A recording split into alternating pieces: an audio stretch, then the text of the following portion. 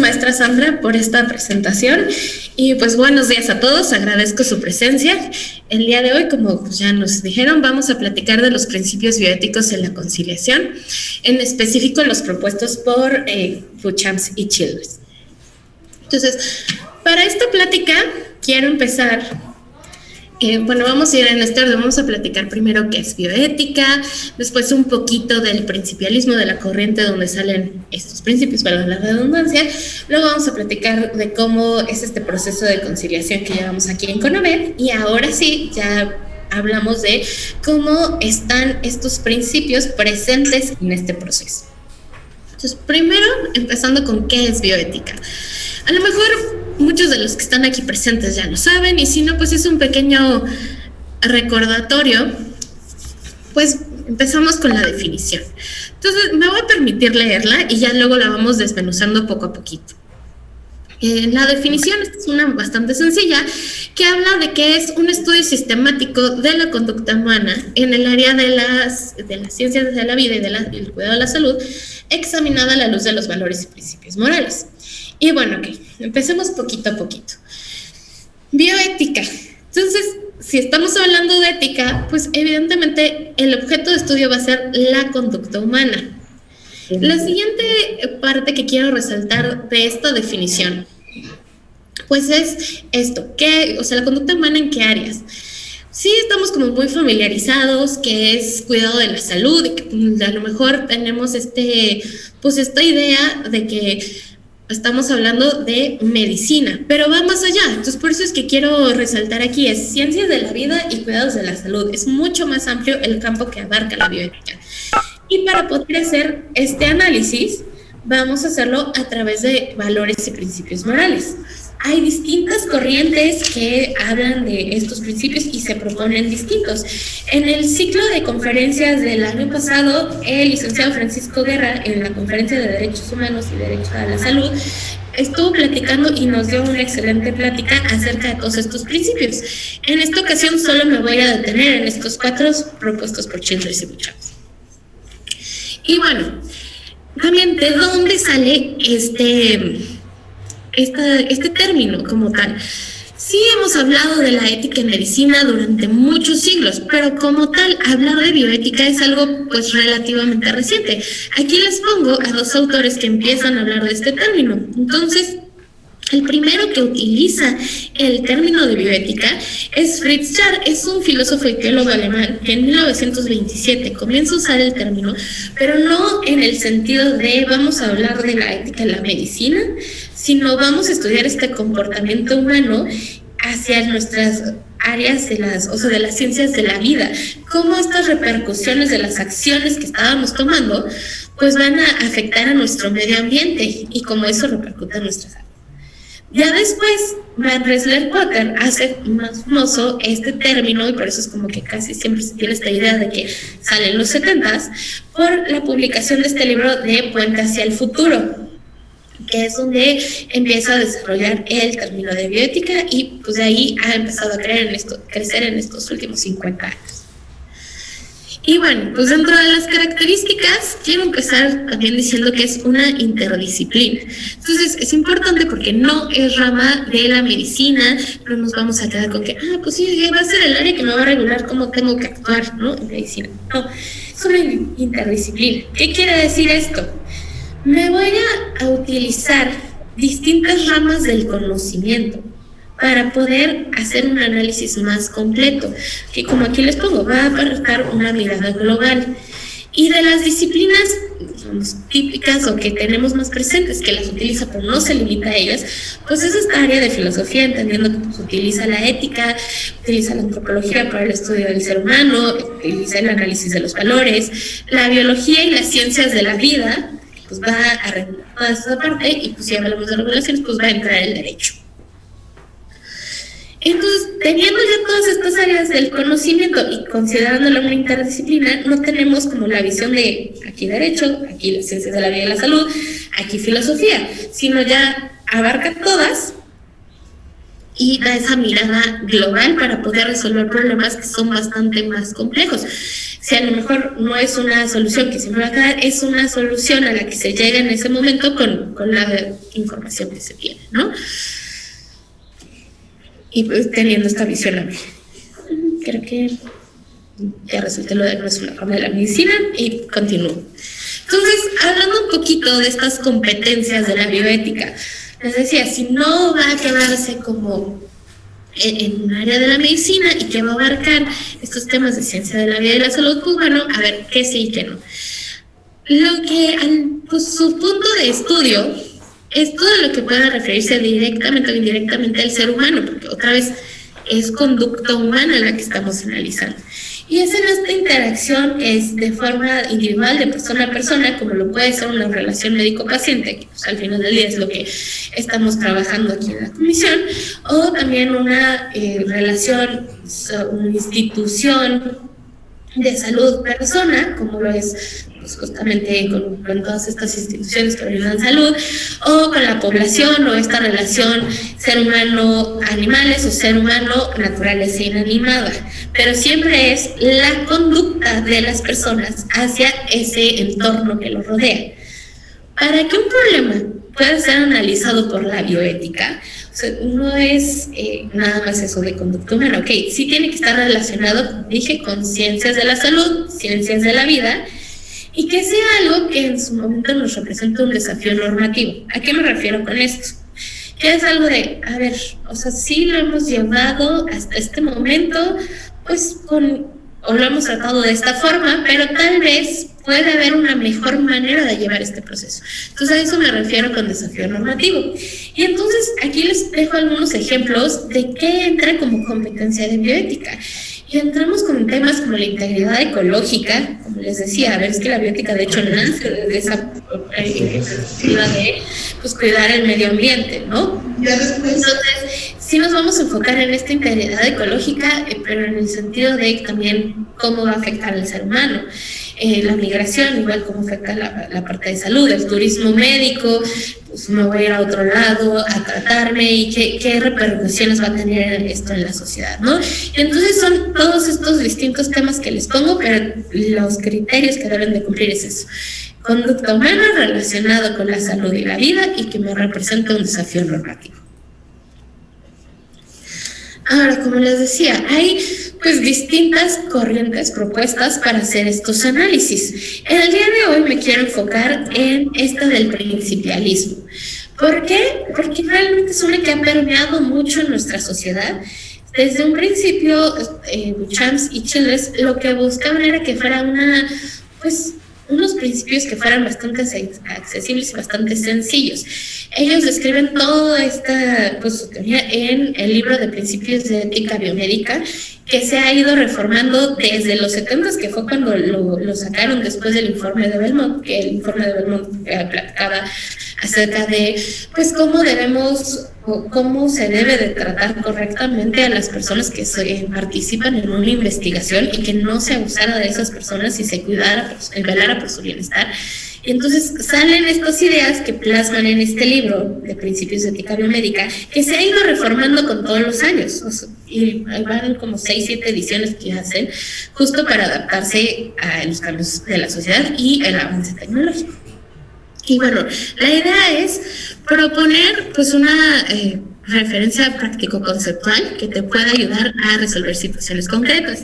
Y lo que dicen es, a ver, vamos a utilizar estos 4 principios de los que ahorita platicamos: la autonomía, no maleficencia, beneficencia y justicia, para poder resolverlo.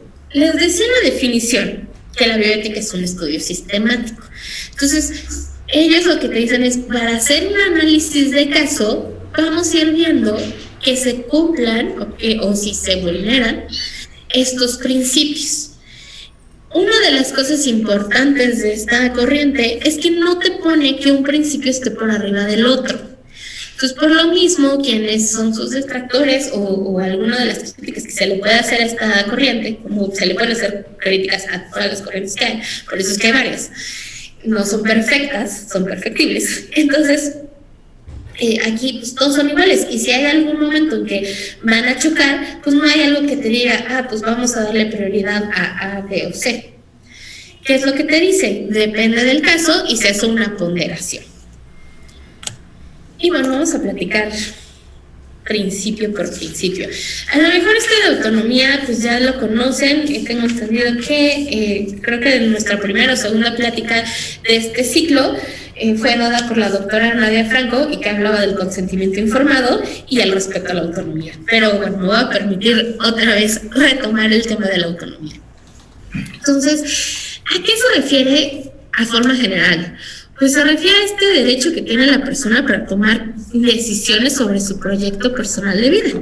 Y si ya lo llevamos a la parte de medicina, porque pues ahorita sí ya me voy a centrar en lo que es la aplicación de todos estos valores en el área médica, aunque ya establecimos que no necesariamente la bioética es solo área médica, equivocada, pues la autonomía va a ser esta afirmación del derecho del paciente a participar en las decisiones médicas, ¿no? Pero para poder participar y realmente ejercer la autonomía, se requieren de estos criterios que les pongo acá. Creo que lo básico es esta información completa y verídica. Y pues aquí puede ser como uno de nuestros puntos que podemos detectar como problemas acá, ¿no? Que nos dicen usuarios, uy, como que es que no estaba como completa o no fue comprensible. A veces como médicos nos quedamos mucho en nuestros propios tecnicismos y se nos olvida que tenemos que adaptar la información para que se pueda comprender. Y eso mismo también debe de ser no solo por distintas capacidad de comprensión de la gente por su bagaje cultural, sino también de cuanto a su edad, ¿no? A un niño también le tengo que explicar qué es lo que está pasando para que sea partícipe de sus decisiones de la medicina, ¿no? Obviamente a su nivel de comprensión en cuanto a su desarrollo, pero obviamente se están dando cuenta. Entonces, este ejercicio de la autonomía no es solamente para pacientes adultos, también es para pacientes en edad pediátrica, ¿no? Lo siguiente es que sea voluntario, no se puede forzar una decisión, porque si no, no sería autónoma. Tener esta competencia para tomar decisiones a su nivel. Y ya después, para poder ejercerlo de forma legal, entonces sigues esta capacidad de decisión. Y ese es nuestro requerimiento para el consentimiento informado, que seguramente ya platicaron en aquella ocasión. Pero sí, los menores pueden ir ejerciendo autonomía a este nivel. Entonces, por eso es importante en cuanto al ejercicio de la autonomía, que quien va a dar la atención médica, cualquier profesional de la salud, dé toda esta información completa, verídica y comprensible para quien la va a recibir. Y ya ahora sí, si tiene capacidad de decisión, pues te puede firmar el consentimiento informado. Las siguientes que les voy a platicar ahorita son los principios de no maleficencia-beneficencia.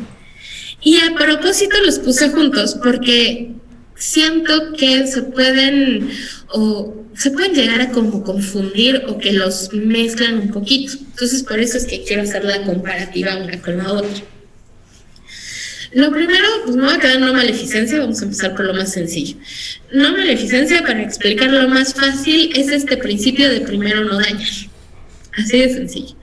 Y entonces las obligaciones que hablan estos autores es que uno, pues sí, como profesional de la salud, lo primero es no debo de causar un daño. Y ya lo segundo, no imponer el riesgo de causar un daño. Los ejemplos que pueden ser o que se pueden utilizar de cómo se aplica este principio, pues están los temas de tratamientos opcionales y obligatorios a final de vida. Entonces aquí es, al final de vida yo pondero que sí me puede ser útil o que ella a lo mejor me va a conferir más un riesgo que un beneficio. Entonces ya estoy utilizando y estoy ponderando esta parte de no maleficencia. Voy a tener los cuidados básicos que están establecidos en mi Ley General de Salud, pero ahí también te habla de principios ordinarios y medios ordinarios y medios extraordinarios. Entonces, pues sí, mis medios ordinarios son los que voy a tener que tener ahí presentes para no causar algún daño. Y si pienso que ya son un riesgo para la salud de mi paciente y que no le va a aportar más, o que es equiparable el daño que va a tener al beneficio que voy a dar, ya que se considera un medio extraordinario y ya no se está cumpliendo este principio de no maleficencia. Entonces, eso, es todo su tema aparte, pero es un ejemplo de cómo se aplica esto de no maleficencia. Pero en el otro lado, beneficencia ya es la acción que voy a tomar, ya es voy a tomar un beneficio. O sea, la obligación moral de actuar en beneficio de los demás. ¿Cuándo es cuando tengo que hacerlo o cuándo es cuando aplica? Uno, pues es en caso de que la vida o la salud de alguien esté en riesgo. Entonces, pues todas esas acciones para poder cuidar mi salud.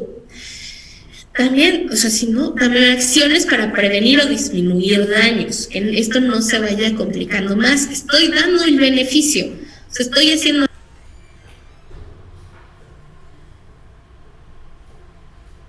prevenir. Ahora, una de las características que estoy hablando de obligación moral es que también no quede en riesgo la persona que está tomando la acción, ¿no? El profesional de la salud que está tomando esta acción. Eso es, por ejemplo, una de las reglas más importantes en atención prehospitalaria. Un número uno es revisar la zona y entonces si es seguro para todos los técnicos de la ambulancia, pues entonces ya me acerco y ya puedo dar pues, otorgar la ayuda pertinente, ¿no? Porque si no, vamos a hacer más que estamos dañando y entonces en lugar de ayudar estamos perjudicando.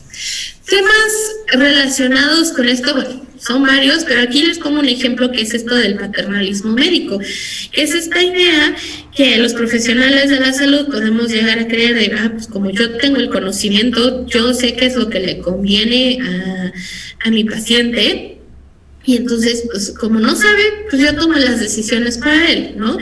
Es un paradigma que ya se ha estado rompiendo con el paso de los años. Creo que ya estas nuevas generaciones, como lo tenemos más presente, tratamos de no irlo haciendo. Evidentemente, pues sí somos quienes conocemos, ¿no? Pues todo lo que está detrás de una enfermedad, y por eso es que acuden con nosotros los pacientes, para que sea como guía para poder, pues, recuperar la salud o evitar que esto se vaya deteriorando. Pero no puede ser que no los hagas participar. Por eso es relación médico-paciente y no paternalismo. Entonces, esos son de los temas que se pueden discutir en esta parte de beneficencia. Y luego tenemos justicia. Por justicia, pues estamos hablando de dar a cada uno lo que le corresponde y de tratando a las personas con equidad, ¿no? Trato igualitario, que no se discrimine. En el caso de estos principios, habla un poquito más acerca de la justicia distributiva, en cuanto al adecuado aprovechamiento de los recursos para poder ayudar al mayor número de personas. Entonces, este principio se aplica mucho cuando estamos hablando de sistemas de salud y asistencia sanitaria. ¿Cómo voy a aprovecharlo para ayudarle al mayor número de personas? Retomo el tema de la atención prehospitalaria, ¿no? O sea, si no están llegando muchas ambulancias y necesito dar prioridad, pues para eso se hace el triage, para ver cómo puedo ayudar a la mayor cantidad de personas con los recursos que en ese momento tengo. Entonces ahí entra esta parte de justicia. Y como les decía, a ver, Childress y Beauchamp nos dicen, todos están a la par, todos estos que ya acabo de platicar con ustedes.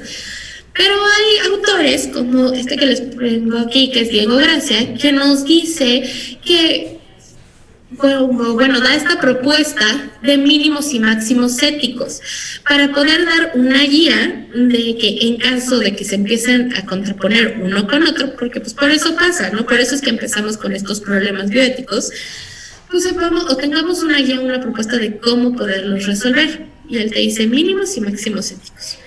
Los mínimos éticos son, a la redundancia, eso mínimo que debemos de hacer para pues poder ayudar. Entonces, los menciona como que son de carácter público y que es igualitario. Y aquí tenemos a la no maleficencia y la justicia. Lo mínimo que tengo que hacer es tratar de no dañar a los demás y que pues aprovechar estos recursos y tratar a la gente equitativamente. Y ya si puedo darme los otros, pues, o puedo permitirme hacerlo, pues ya me voy a los máximos éticos, que los considera como particulares, porque ya asegura la integridad física de las personas y ahí ya entra autonomía y beneficencia. Como les digo, esta es una propuesta de cómo solucionar esta parte de jerárquica, pero para que la conozcan. Y bueno, ya habiendo platicado un poquito de cómo es esta parte de la bioética y una ligera introducción prácticamente a todo este tema, pues ya me voy a ir a cómo puede estar presente en el proceso de la conciliación que llevamos aquí en CONAMED. Entonces, para poder explicar eso, quiero platicarles cómo llevamos este proceso arbitral. Primero, pues, definiciones, ¿no? De qué es lo que vamos a platicar el día de hoy. También esta plática de mecanismos alternativos de solución de controversias la hemos tenido en este ciclo de conferencias, la dio la licenciada Gabriela Moreno, y pues ella también dio una explicación de cada uno de ellos, y tampoco me quiero meter mucho al tema, pero al final del día pues son estos procesos distintos a los jurisdiccionales para poder llegar a una solución de controversias, ¿no? Entonces hay distintos, están esta negociación, la mediación y la conciliación, que son autocompositivos, es decir, que las partes son las que van a llegar a un acuerdo, y ya el arbitraje es que ya es un tercero quien va a tomar esa decisión después de que las partes libremente deciden designar, ¿no? Negociación es únicamente las partes, mediación ya tiene una persona facilitadora, pero no propone, y la conciliación, que es de lo que voy a hablar yo ahorita, pues es, como les pongo aquí, esta definición que se da en la Ley General de Mecanismos Alternativos de Solución de Controversias, es este procedimiento voluntario en que las partes buscan resolver su controversia de forma parcial o total, en buenos términos o de forma pacífica, y entonces sí ya va a haber la asistencia de esta persona facilitadora. La diferencia con la mediación va en que aquí esta persona facilitadora puede proponer, más no da la solución. Esa es la diferencia con el arbitraje. Proponer una solución a partir de lo que se va, pues, resaltando en la plática que se da en la audiencia, y se van tomando estos elementos y se puede proponer alguna solución que tienen que aceptar las partes, por eso es autocompositivo. Y bueno, en CONAMED, ¿cómo llevamos estos procesos, no? Aquí lo denominamos proceso arbitral a todo este conjunto de actos que van desde que se admite la queja, llegan nuestros usuarios, presentan nuestra queja. Si en algún momento pues están solicitando atención médica, pues también se puede ver la opción de gestión inmediata. Es por eso que lo pongo aquí. A ver, este esquema, quiero hacer un paréntesis, este esquema que les estoy poniendo es nada más como de referencia y es completamente simplificado de lo que hacemos aquí, pero siento que a veces lo más simple es lo más fácil de explicar. Entonces, por eso es, viene la queja, ¿hay alguna necesidad de atención médica? Se hace esta gestión inmediata, si es que se puede, sobre todo con instituciones. Si no, bueno, ya se admite la queja y entra este proceso arbitral que comprende aquí en la CONAMED de dos partes, la etapa conciliatoria y la etapa decisoria. Esta etapa conciliatoria pues es el proceso de conciliación y la etapa decisoria es de arbitraje. Entonces, ahorita ya voy a platicar de cómo están presentes estos principios en la conciliación.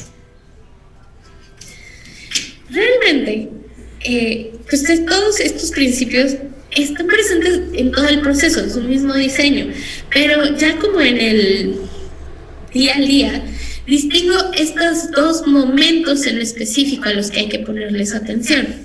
Entonces, ya cuando me regreso aquí al proceso arbitral, ya que entramos aquí a la etapa conciliatoria y que se admite la queja, nosotros, que somos un binomio de conciliadores, conciliador médico, conciliador jurídico, revisamos el caso, emitimos la notificación para la parte prestadora, que acudan aquí a la CONAMED, se platica con ellos de qué es el proceso que llevamos aquí, platicamos de lo que es la conciliación, sus ventajas, y los invitamos a que libremente acepten participar en este proceso, ¿no? Entonces, ya una vez que aceptan y que se acredita que efectivamente estos prestadores, ya sea como persona moral o una institución o persona física, el mismo doctor, se acreditan como profesionales o una institución de salud, que ese es nuestro requisito, pues ya pueden participar por acá, ¿no?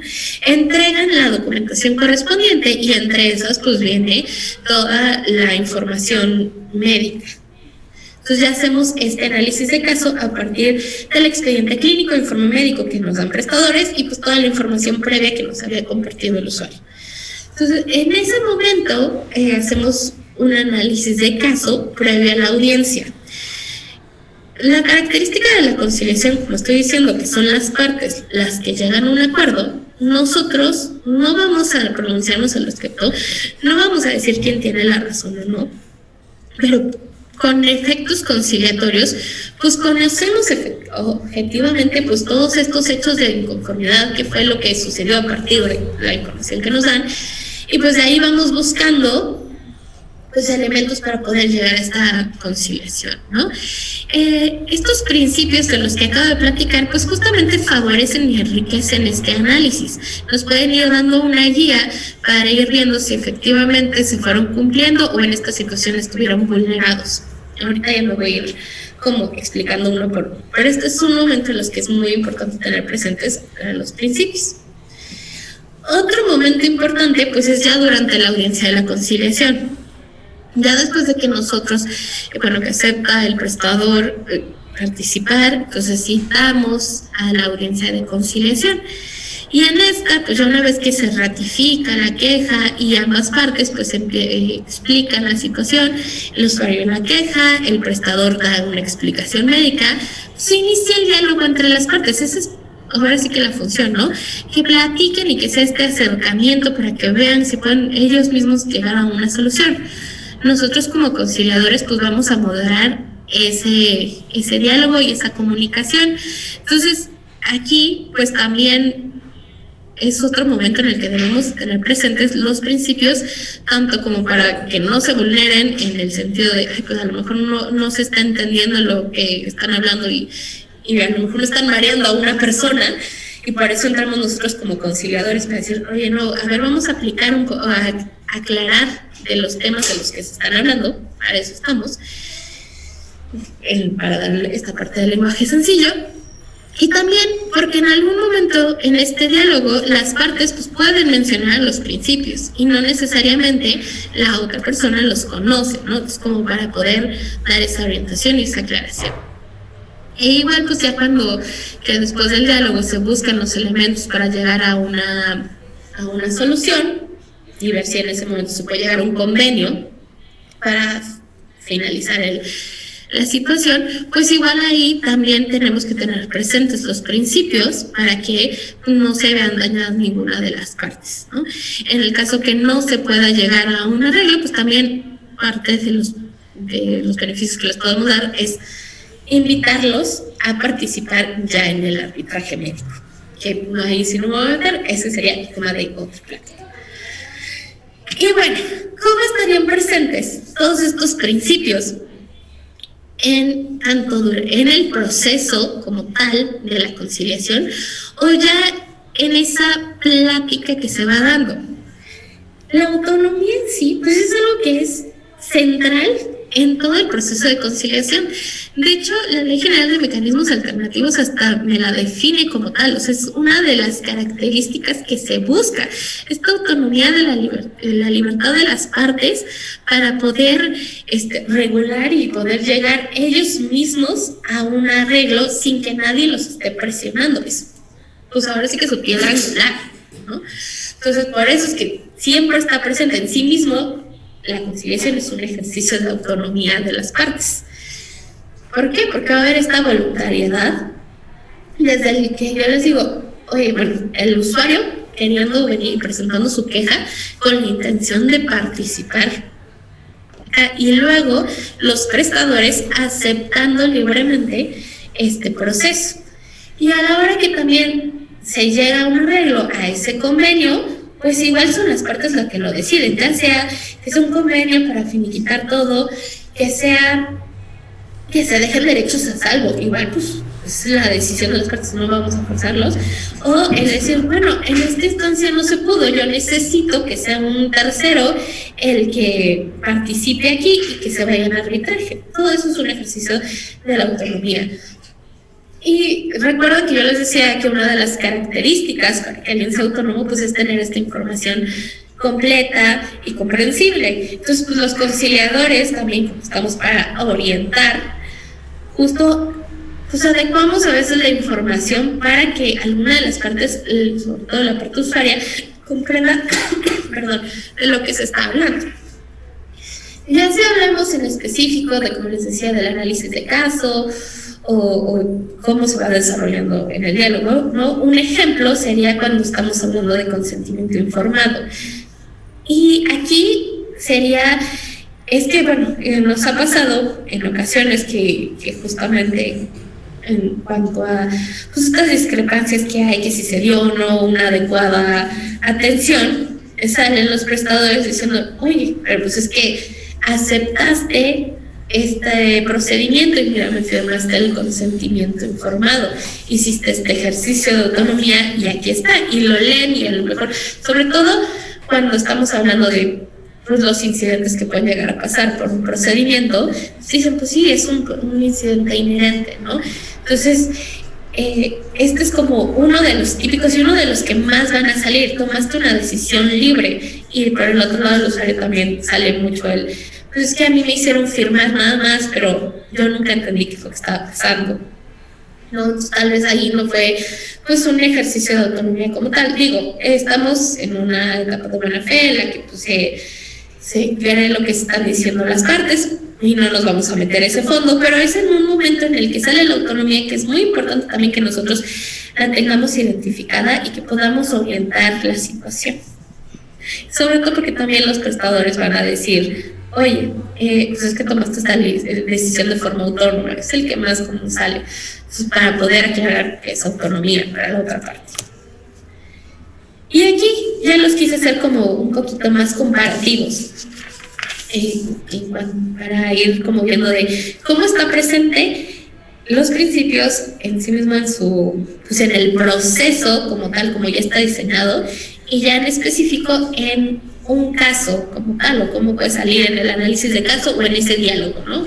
Pues ese análisis que hacemos en el mismo, pues en la misma audiencia. Entonces, la beneficencia pues está presente porque al final del día yo con todo este proceso yo quiero llegar a un convenio que sea de mutuo beneficio. Al final es un proceso amigable que es simple, que busca esta flexibilidad y busca el beneficio de la gente, ¿no? O sea, que no sea algo tardado como puede llegar a ser un juicio. Entonces, su meta en sí es algo que puede proporcionar un bien a las partes que están participando, no solamente al usuario, sino también a la otra parte prestadora, ¿no? Y así vamos a casos en específico, pues ya es la pregunta de, bueno, a ver, las acciones que se tomaron, esta medida de diagnóstica o esta medida terapéutica que se utilizó, tenía como fin el bien del paciente, se estaba buscando eso, ¿cuál era ese beneficio que se quería llegar?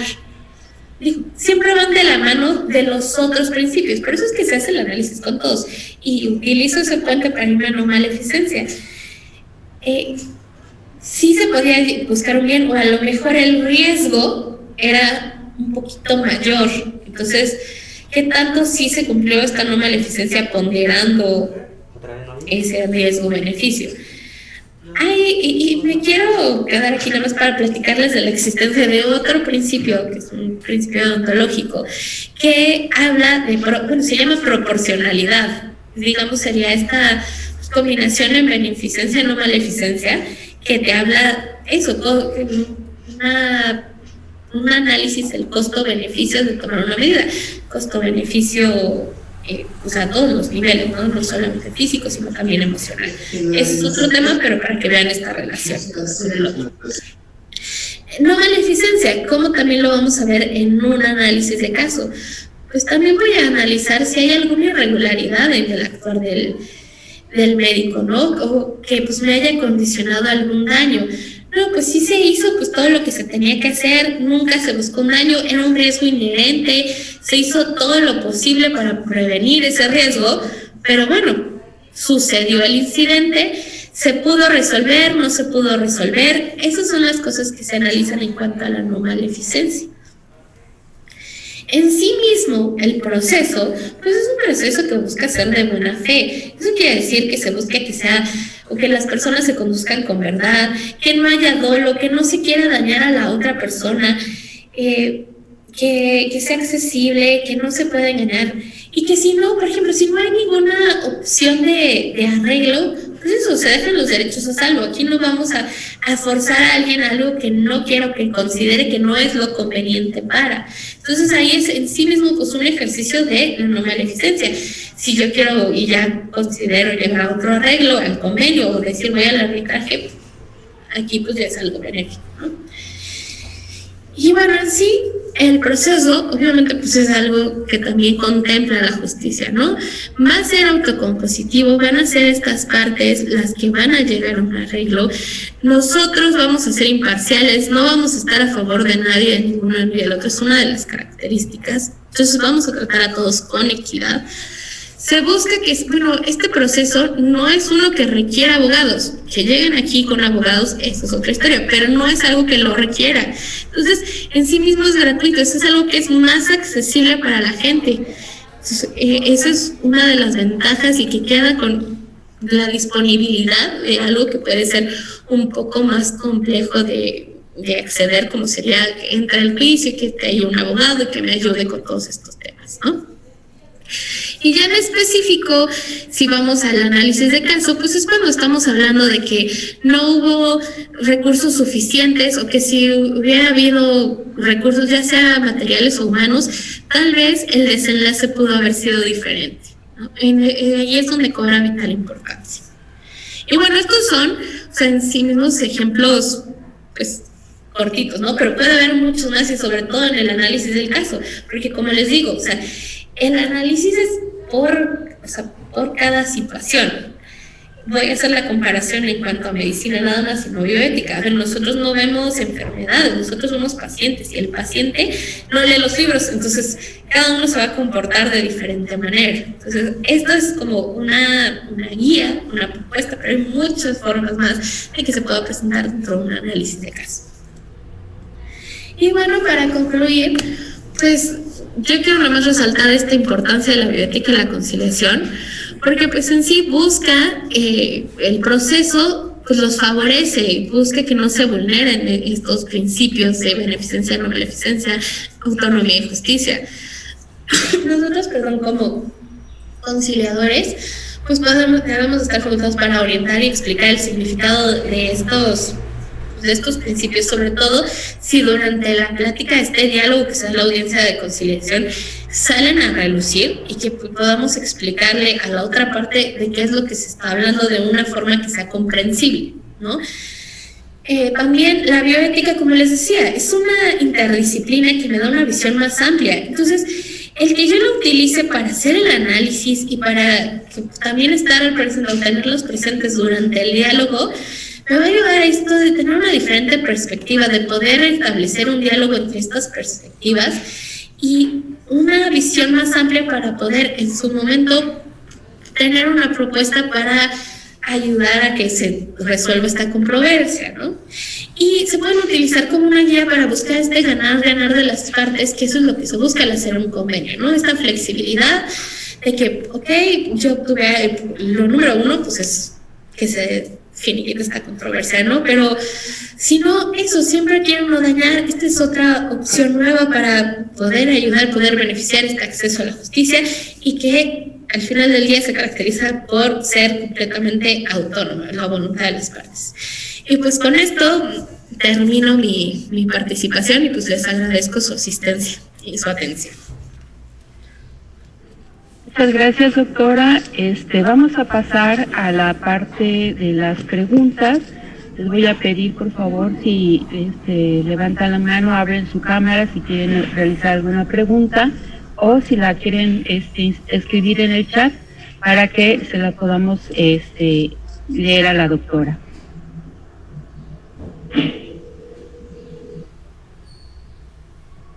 También abra su micrófono, por favor.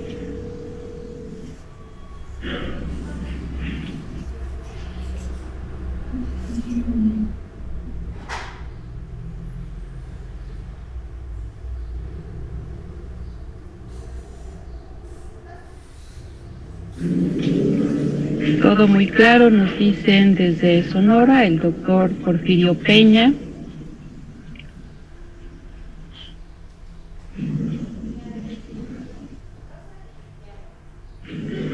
Bien, pues ya está en el chat la liga para que comiencen a realizar su ejercicio. Felicitaciones, saludos, excelente ponencia.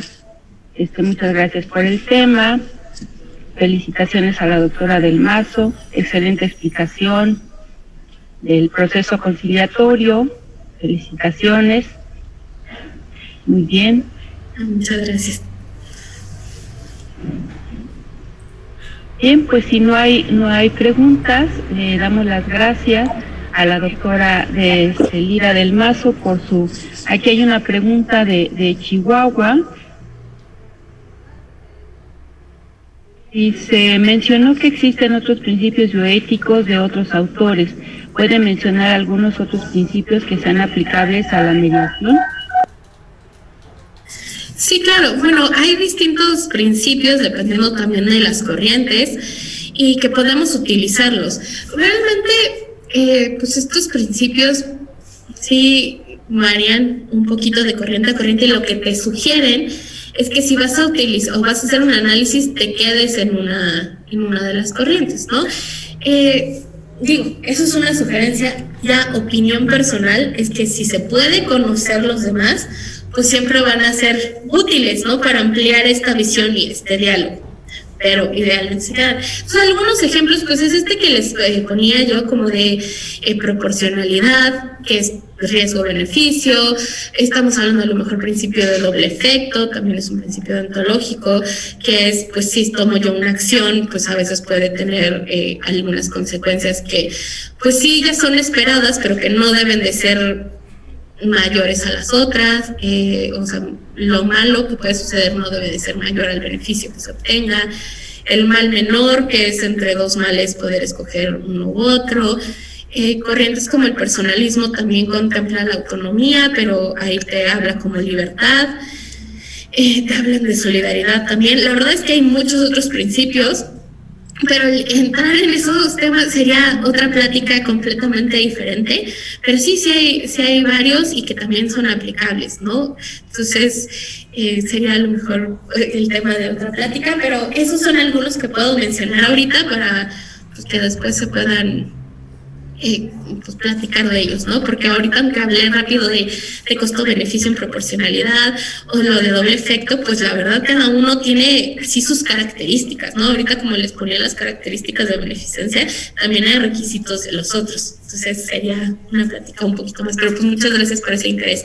Y sí, que todo esto nos puede ayudar con el análisis. Bien, doctora, muchas gracias. José Luis Barrera nos comenta, en el principio de justicia y que no se otorgue atención médica con oportunidad y calidad, ¿qué podríamos decir? Es parte como, a ver, ¿dónde está la pregunta? O otra vez me la repite, por favor.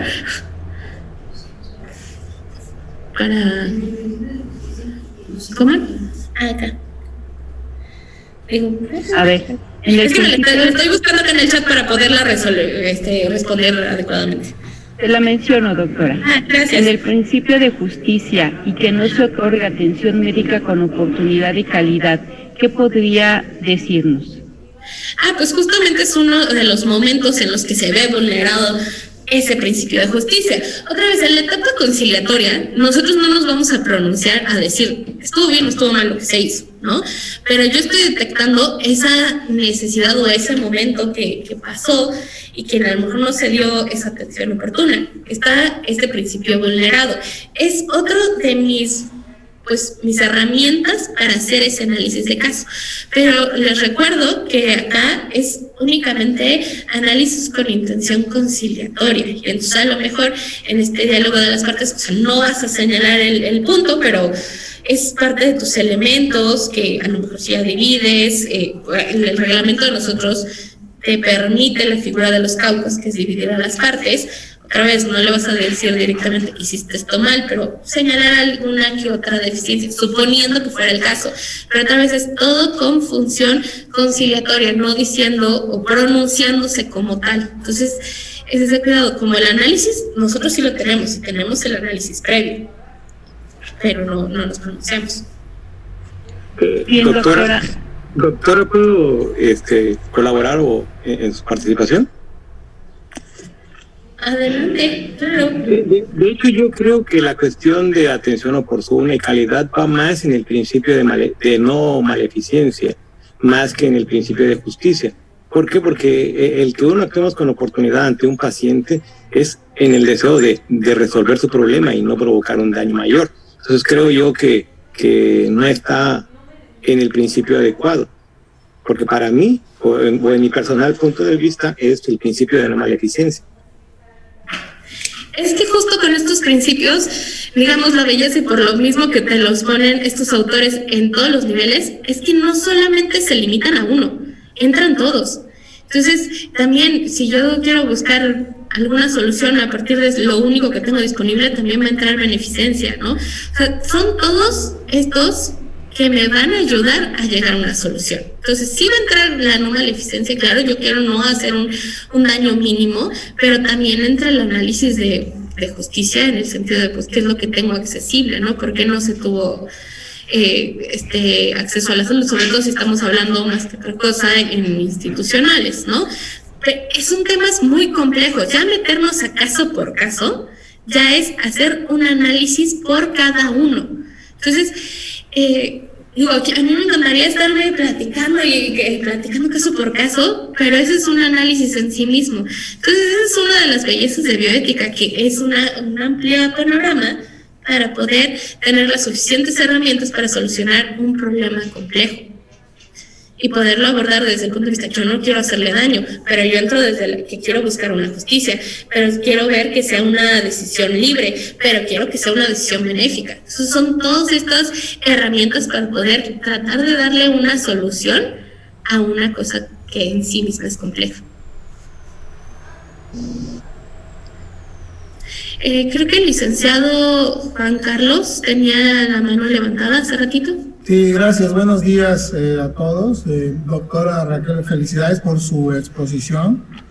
Mi pregunta va relacionada al procedimiento de conciliación en el aspecto de, quisiera saber cómo manejan ustedes la relación, más bien la intervención de las aseguradoras con los médicos cuando son citados y que éstas no aceptan los procedimientos arbitrales y pues dificulta, ¿verdad?, la labor de conciliación por parte de las comisiones. ¿Tienen algún procedimiento en especial? Sobre todo porque hay algunas pólizas de seguros que sí contemplan el sometimiento a los procedimientos arbitrales e incluso hay algunas otras que hemos leído que aceptan, en caso de que el laudo salga adverso, la compañía responde en términos de la póliza. Sin embargo, en la realidad no pasa. En la realidad lo que sucede, al menos en Veracruz, es que se presentan pero no se someten a los procedimientos arbitrales. ¿Ahí cómo lo manejan ustedes? Con el afán de tener criterios adicionales para poder intentar, ¿verdad?, elevar el número de conciliaciones que se llegan. ¿Cómo lo manejan? Gracias por su pregunta y su interés. Mire, aquí pues realmente las aseguradoras como que las citen no entran, porque acá participan como prestadores únicamente quien acredite ser una persona, ya sea moral o física, que sea profesional de la salud. Ya en cuanto a es que me distraje aquí en el chat. Ya en cuanto a los pagos y así, eso es completamente independiente. Al final del día, pues volvemos a lo mismo, es un ejercicio en sí mismo, los mecanismos alternativos de autonomía. Entonces nosotros no podemos forzar a alguien a participar, ¿no? Les decimos o les damos toda esta información para que vean las ventajas de participar en este proceso.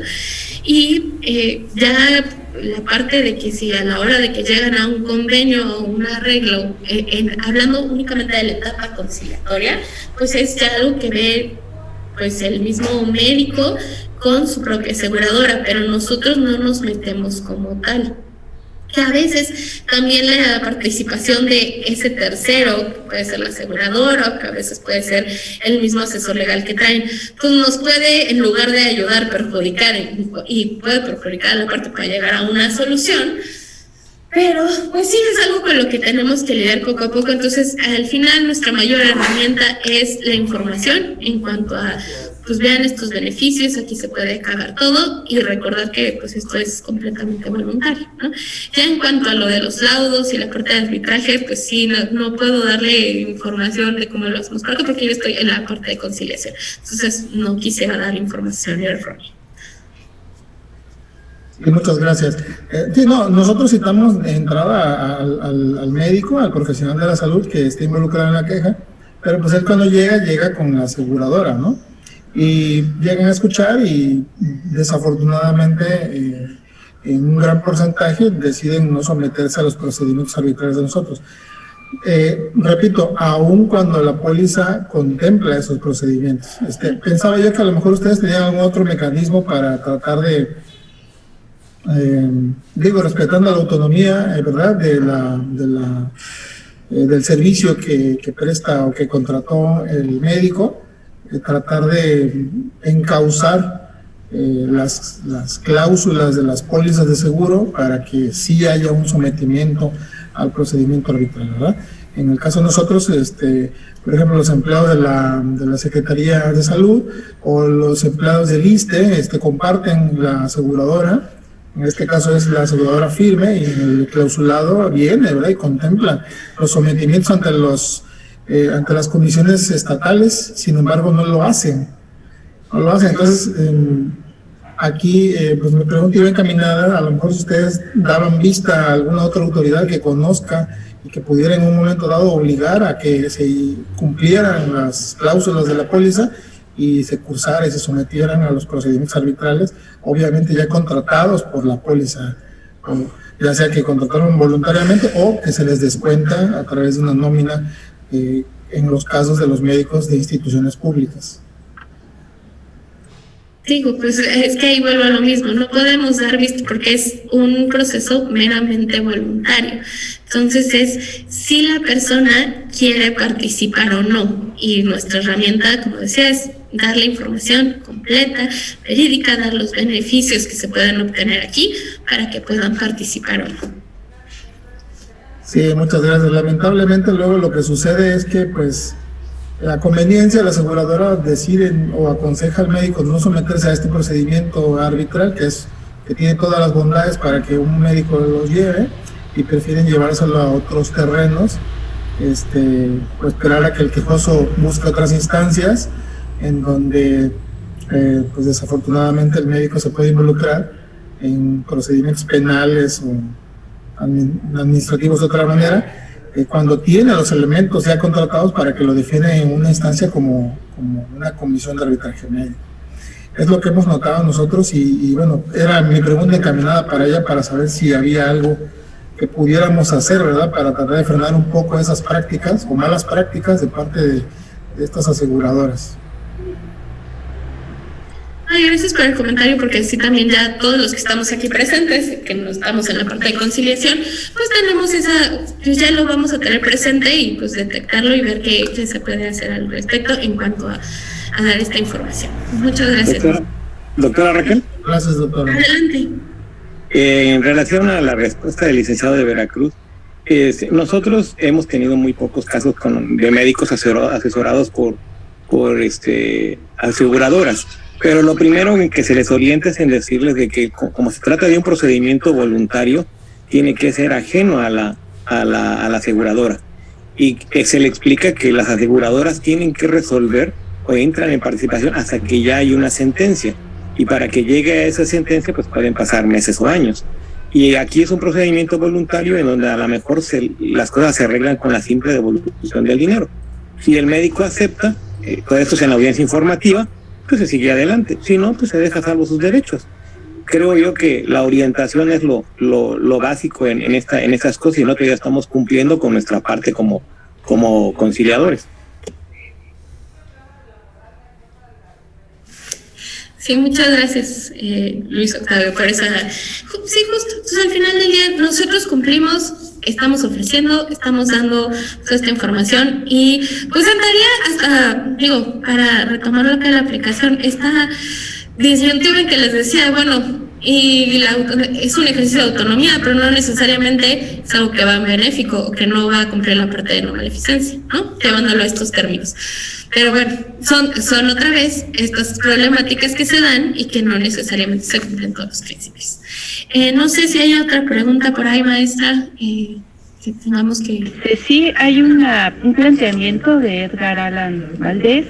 Dice, digamos que un médico que hiere a una persona por error durante una intervención quirúrgica por cansancio y el paciente pide una compensación económica y sanciones para el médico, pero no tiene clara la cantidad o qué sanciones debería aplicársele, qué soluciones propondría en este caso general hipotético. Gracias por la pregunta. Miren, como les mencionaba anteriormente, es que irnos caso por caso es en sí mismo una plática, porque les decía, a ver, analizar un problema bioético es de una forma sistemática. Hay distintas metodologías, entonces les decía, Childress y Beauchamp nos llevan a hacer el análisis a partir de que se cumplan todos estos valores. Hay otras metodologías. Por ejemplo, está una de Paulina Taboada que me dice, a ver, defíneme el problema bioético, que sería la pregunta. Dame los hechos. Entonces, en los hechos con Paulina Taboada primero dime los valores. Pues podemos utilizar estos valores que ya platicamos el día de hoy para no irnos más allá en otras corrientes, ¿no?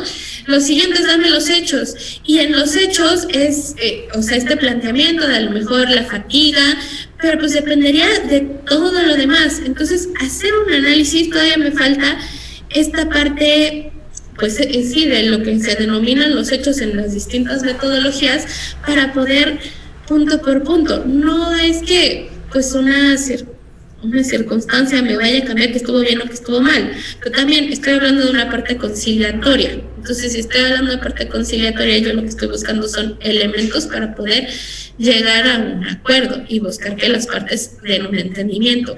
Ya si estoy hablando, y si se llega a un acuerdo, también es un convenio. No, eso ya es tema del abogado, yo no me voy a meter porque uno va aprendiendo conforme va platicando, pero cosas de las que le dicen es que si yo hago un convenio acá, pues le pongo convenio de transacción porque no estoy aceptando que es un daño, que no voy a dar una indemnización. Entonces, fijar montos y eso, pues ya sería la parte de arbitraje. Casi siempre se hace salvo que las partes acuerden otra cosa, pues por ley federal de trabajo, ¿no? Entonces, agradezco todo el interés de caso por caso, pero cada uno es un análisis en sí mismo, que depende de las circunstancias, que depende de las acciones, y que pues sí, también el que se hizo para después poder dar una solución, ¿no? Porque también dentro de los riesgos, pues existen los riesgos en todo procedimiento que vamos a hacer, pero el chiste es cómo se intentó reparar ese daño, ¿no? Entonces, son temas bastante más complejos y bastante más amplios. Pero bueno, agradezco de verdad el interés de todas estas comisiones y que les haya gustado el tema, porque sí se presta para mucho. Y por eso son misiones amplias, porque también aquí no solamente va la parte médica, pero también va la parte de derecho, y también son todas las demás áreas, ¿no?, que vamos a complementar para poder dar esa mejor solución. Bien, doctora, muchas gracias. De Mariana de Alba, creo que ella se refiere un poco a lo que comentó el licenciado Juan Carlos, y dice, en este caso, y conforme al objetivo primordial de la comisión, que es mejorar el servicio de la salud para todos los mexicanos, dentro de la audiencia previa con el prestador en la etapa conciliatoria puede inducirse, y entre paréntesis, no establecerse específicamente, dentro del diálogo algún error observado, a fin de que concientice sobre la acción realizada y se traslade en una mejora sustancial en la prestación del servicio. Pregunta. Eso también considerando la ética de nosotros como prestadores del servicio público y la justicia. Sobre todo, si estamos hablando a lo mejor de la etapa de la audiencia previa, de la audiencia explicativa, pues en ese momento solo tenemos la información otorgada por la parte usuaria. Entonces, pues ahí, digo, hay veces que sí nos hacen favor de dar notas o eso y uno se va haciendo una idea bastante más amplia. Si no, a veces se limita a los relatos y a lo mejor algunas pues estudios o una receta. A veces únicamente es la receta lo que nos dice que acredita esta relación médico-paciente. Entonces, pues también sería precipitado dar ahí como alguna postura, porque no conocemos toda la historia, ¿no? La idea es justo ver la parte amplia. Y sobre cómo se va llevando pues el diálogo sí, ya que después se analiza el caso, ya en la de conciliación, pues se va viendo cómo se van llevando los elementos, se puntualiza, por ejemplo, si se quiere o no se dice, o se está dando información errónea, o de que, por ejemplo, algún estudio, y eso sucedió con en una audiencia, decían, es que el alcance de este estudio me puede decir desde cuándo está el daño, y era como, no, a ver, en específico en este estudio era el origen del daño o la naturaleza del daño, pero no desde cuándo está. Entonces no podemos buscar o esa es la idea, como que también orientar a esto a manera de apreciación, porque no lo estamos pronunciando, es lo que es de la parte médica, ¿no? Y que no sea de información errónea. Y como les decía, de la parte, como si se utiliza esta opción que nosotros tenemos de caucos, y separamos para cuando ya estamos viendo que tenemos a lo mejor algún elemento para llegar a un acuerdo, pero que no hay flexibilidad o algo así, pues lo único es pues hablar con las partes y decir, oigan, pues las ventajas de poder terminar esta controversia de esta forma, o si no, pues también que nos vayamos a arbitraje y que se analice de una forma pues ya en específico con expertos en el tema y que puedan, ¿no?, ver todas las situaciones y todos los asegúnes. Esas pues son las ventajas. Otra vez reitero, en conciliación pues no nos metemos al fondo de la queja y son las formas en las que podríamos actuar cumpliendo con todos estos principios, respetando la voluntad de las partes, buscando que no se dañen, buscando el beneficio de todos y pues que se esté acceso a un medio alternativo para resolver las controversias.